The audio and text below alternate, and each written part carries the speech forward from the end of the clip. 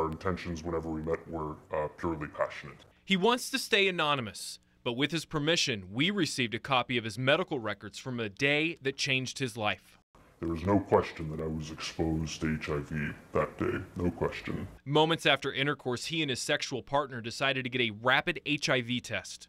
He tested HIV positive, and I tested HIV negative. I told him that, look, it's okay because there is this alternative that exists. We can go to a hospital, we can go to an ER, and I can take a pill, and it will stop me from contracting this disease. 3 hours later, they were in the KU Med Center emergency room. With them, the positive proof time was not on their side.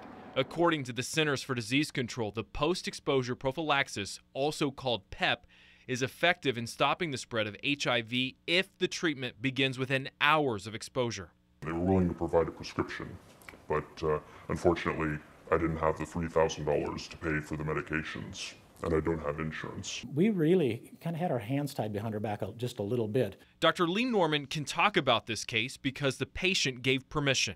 In an ideal world, we would love it if we just had those unlimited resources to do that.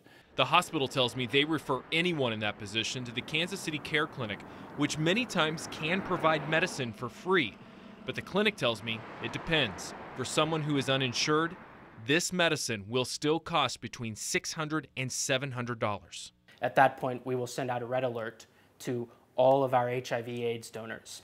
Matt Rice just this week started PEP Angels, who could have helped the young man pay for his meds. Somebody will call us and say, we think we've been exposed to HIV.